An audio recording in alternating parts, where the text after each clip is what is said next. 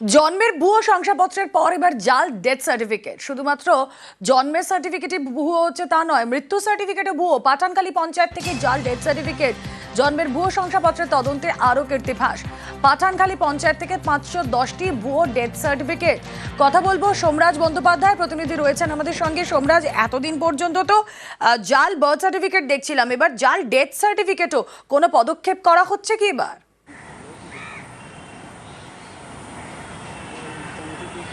দেখো, দক্ষিণ চব্বিশ পরগনা জেলা প্রশাসন এবং কলকাতা পুলিশের যে তদন্ত, সেই তদন্ত যখন শুরু হয় এই জন্মের ভুয়ো শংসাপত্রকে কেন্দ্র করে, তখনই দেখা যায় দক্ষিণ চব্বিশ পরগনা জেলার এই পাঠানখালী গ্রাম পঞ্চায়েত থেকে ডেথ সার্টিফিকেট এমন ইস্যু করা হয়েছে যেগুলির কোনো রেকর্ড নেই, অর্থাৎ রেজিস্টার বুকে রেকর্ড নেই, অথচ ডেথ সার্টিফিকেট ইস্যু করা হয়েছে।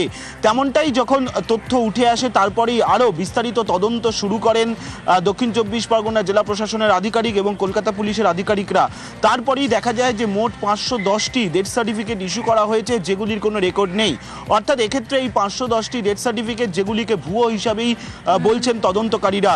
তারপরেই দক্ষিণ চব্বিশ পরগনা জেলার মুখ্য স্বাস্থ্য আধিকারিক এই মুহূর্তে রাজ্যের স্বাস্থ্য দপ্তরকে চিঠি দিয়ে জানিয়ে দিয়েছে 510টি ডেথ সার্টিফিকেট যেগুলি তারা ভুয়ো বলে মনে করছেন বা যেগুলি ভুয়ো, সেগুলি যাতে অবিলম্বে জন্ম মৃত্যুর শংসাপত্র যে পোর্টাল রয়েছে সেই পোর্টাল থেকে যাতে অবিলম্বে বাদ দেওয়া হয়, তার প্রক্রিয়াও ইতিমধ্যেই শুরু করা হয়েছে বলে এই সূত্র মারফত জানা যাচ্ছে।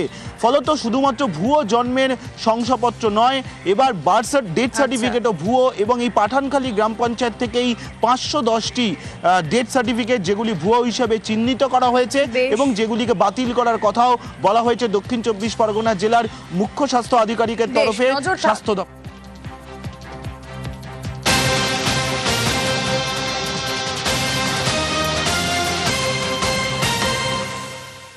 জন্মের ভুয়ো শংসাপত্র মামলায় ফের গ্রেফতারি। এবার বাসন্তী থেকে পুলিশের জালে নার্সিংহোম মালিক। পাকড়া সোনাখালীর বাসিন্দা রহমতুল্লাহ মোল্লা। পাঠানখালী পঞ্চায়েত থেকে পোর্টালে ভুয়ো শংসাপত্র, রহমতুল্লাহ নার্সিংহোমের ঠিকানায় জাল বার্থ সার্টিফিকেট। এ বিষয়ে আরো বিস্তারিত জানাবেন অনুপ বিশ্বাস, রয়েছেন সঙ্গে। অনুপ,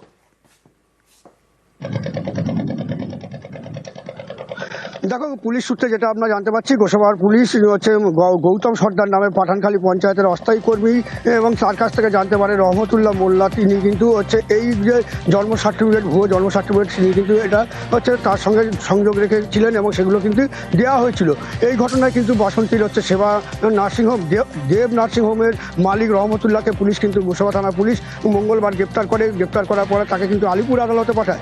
আলিপুর আদালতে পাঠালেও কিন্তু তাকে কিন্তু 5 দিনের পুলিশ হেফাজতে নেওয়া হয়েছে, এবং 5 দিনে পুলিশ হেফাজতে নেওয়ার পরে তাকে কিন্তু জিজ্ঞাসাবাদ শুরু করেছে, এবং কোথা থেকে তিনি এই সার্টিফিকেটগুলো বা কার কাছ থেকে তিনি এই সার্টিফিকেটগুলো নিয়েছেন বা কিভাবে নিয়েছেন, কোন পোর্টালের মাধ্যমে নিয়েছেন, তার কিন্তু তদন্ত শুরু করেছে ইতিমধ্যে গোসাবা থানার পুলিশ। তবে এই ঘটনায় কিন্তু রহমতুল্লাহকে হচ্ছে গোসাবা থানার পুলিশ হচ্ছে গ্রেপ্তার করেছে, এবং এই যে নার্সিংহোম তার সহকর্মী তিনি জানিয়েছেন যে তার এই নার্সিংহোম থেকে প্রায় 4 থেকে 5টি কিন্তু এই ভুয়ো জন্ম সার্টিফিকেট দেওয়া হয়েছে। তবে সেই জন্ম সার্টিফিকেট যারা পেয়েছে তারা কিন্তু এই সার্টিফিকেট কিন্তু এখনো কিন্তু তারা নিশ্চিত নয় এটি ভুয়ো না আসল সার্টিফিকেট, তিনি কিন্তু এখনো কিন্তু তার সঠিক উত্তর দিতে পারেনি। বেশ,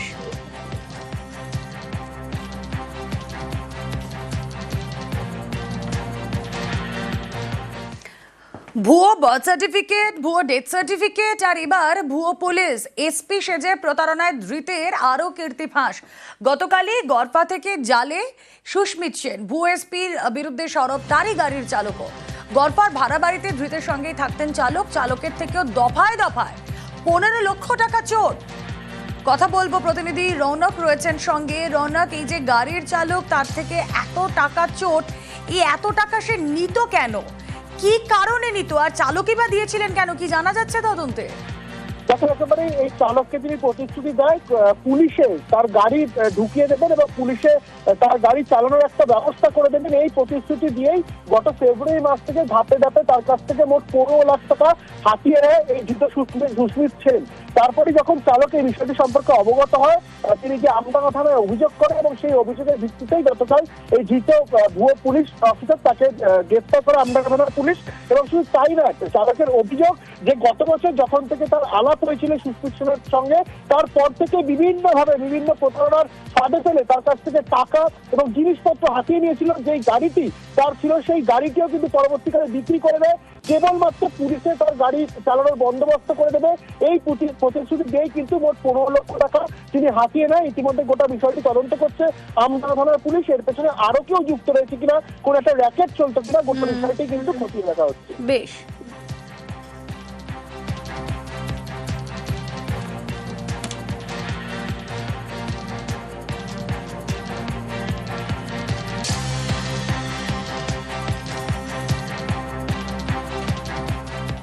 এই সুস্মিত সেন তার চালকের থেকে টাকা হাতিয়েছেন 15 লক্ষ টাকা, 1-2 টাকা নয়।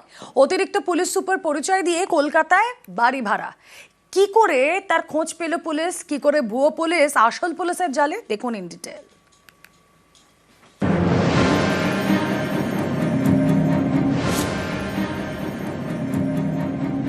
সুস্মিত সেন, ফিটফাট চেহারা, গায়ে পুলিশের পোশাক, মাঝে মধ্যেই নাকি নীলবাতির গাড়ি নিয়ে ঘুরতেন।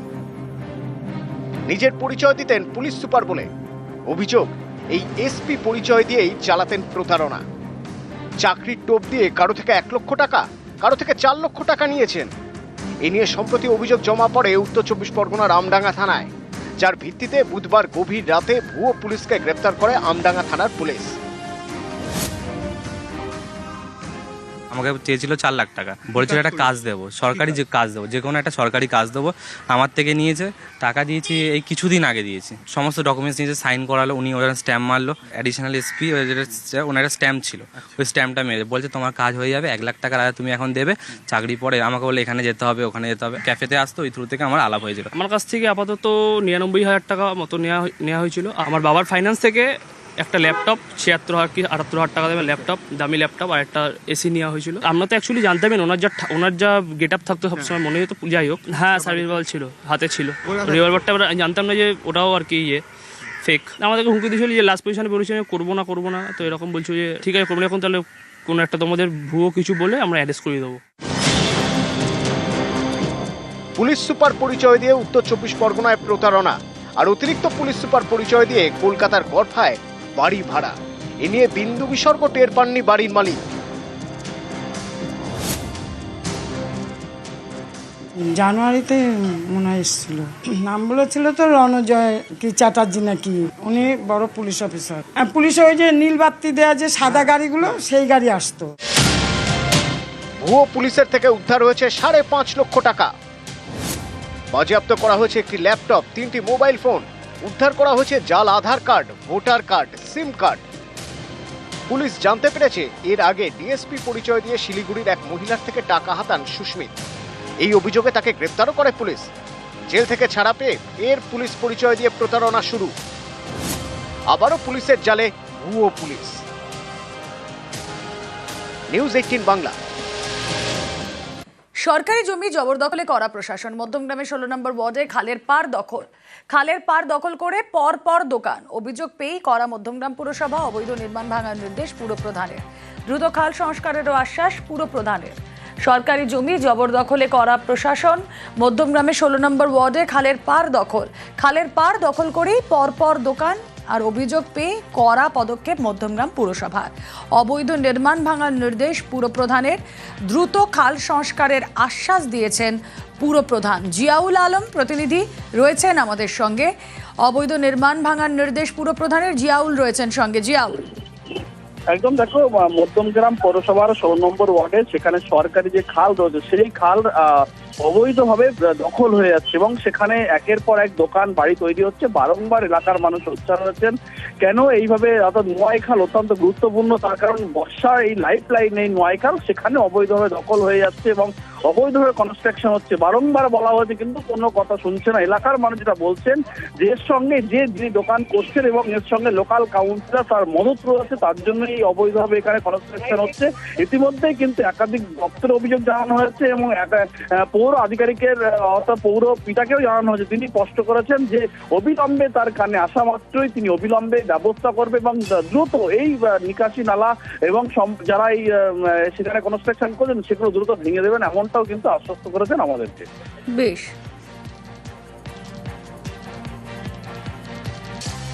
আমাদের অভিযোগ সরকারি জায়গার উপরে এইভাবে নির্মাণ চলছে, এটা জল যাওয়ার একটা জায়গা, এতগুলো মানুষ এখানে বসবাস করে, অথচ দেখা যাচ্ছে এই খাল দিয়ে যদি জল যদি না যেতে পারে তাহলে এখানে যে কটা বাড়িঘর আছে সবই ডুবে যাবে। আর এখানে সরকারি জায়গায় কি করে এখানে খাল ভরাট করে এরা পাকা দোকান করতে পারে? ওখানে দোকান করছে, খবর পেয়ে আমার কাছে একটা চিঠি আসে এবং ইরিগেশন দপ্তরেও চিঠি দেওয়া হয়। ওই জায়গায় গতকাল আমাদের লোকাল কাউন্সিলর তিনি প্রতিবাদ করেন, তা সত্ত্বেও কাজ ওরা করছিল। পরবর্তীকালে irrigation, local councillor, local police station কাজটা বন্ধ রেখেছে। নির্মাণ তো কোনোদিন পৌরসভা থেকে অনুমোদন নিয়ে করেনি, বেআইনিভাবে বসেছে, তাদের কোনো অথেন্টিকেশন নেই, সেগুলো তারা তুলে নেবে। নিকাশি নালা দখল করে কংক্রিটের নির্মাণ, আর এর জেরে এলাকার জল বেরোনোর রাস্তা বন্ধ। বৃষ্টি হলে জমা জলে দুর্ভোগের একশেষ। হাওড়ার লিলুয়ায় সেই বেআইনি নির্মাণ ভাঙল জেলা প্রশাসন। শুরু হলো নিকাশি নালা সংস্কারের কাজ।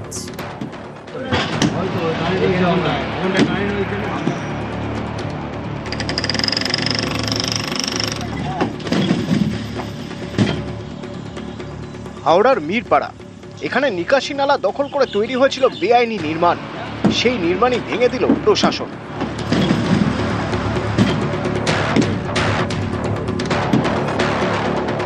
বালি পুরসভা এলাকায় 7টি ওয়ার্ডে জমা জলের সমস্যা দীর্ঘদিনের। বছরের বেশিরভাগ দিনই লিলুয়ার রবীন্দ্র সরণি, ভট্টনগর, লিলুয়া চকপাড়া, মিরপাড়ার বাসিন্দাদের যাতায়াত করতে হয় নোংরা জল পেরিয়ে। কারণ মিরপাড়ায় নিকাশি নালার উপর তৈরি হয় বেআইনি নির্মাণ, সেটাও বছর 10 আগে। এলাকার জল বেরোনোর রাস্তা নেই, বৃষ্টি হলে আরও দুর্ভোগ। স্থানীয়দের দাবি, পুরসভায় বারবার জানিয়েও লাভ হয়নি, ফলে একাধিকবার রাস্তা অবরোধ করেন। দীর্ঘদিন ধরে জলের সমস্যায় ভুগছি, এখানে জল পাসই হয় না। বাচ্চা কাচ্চারাও এইভাবেই এখান দিয়ে স্কুলে যাওয়া আসা করে, আমাদের ঘরেও জল থাকে। নর্দমার জল অনবরত পড়ছে, রাস্তা পুরো জাম, আমরা যাওয়া আসা করতে পারছি না। রাস্তার জন্য বয়স্ক মানুষরা পিছলে পড়ে যাচ্ছে, এমন পচা জল, কোনো নোংরা পরিষ্কার হয় না, অনেক দিন ধরে নোংরা সব জড়ো হয়ে রয়েছে।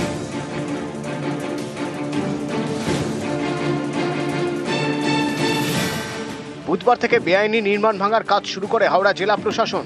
নামানো হয় আর্থ মুভার। বৃহস্পতিবারের মধ্যে নির্মাণ ভাঙার কাজ শেষ। এরপর শুরু হয় নিকাশি নালা সংস্কারের কাজ।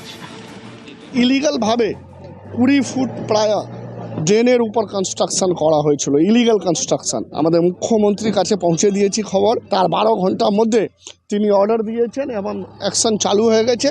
এই যে ব্লক করে ড্রেনের উপর কনস্ট্রাকশন, সেটা ভেঙে ফেলা হচ্ছে। আর কিছু কিছু জায়গায় এরকম আছে অসুবিধা, সেগুলো সলভ হওয়ার পর জলটা নেমে যাবে।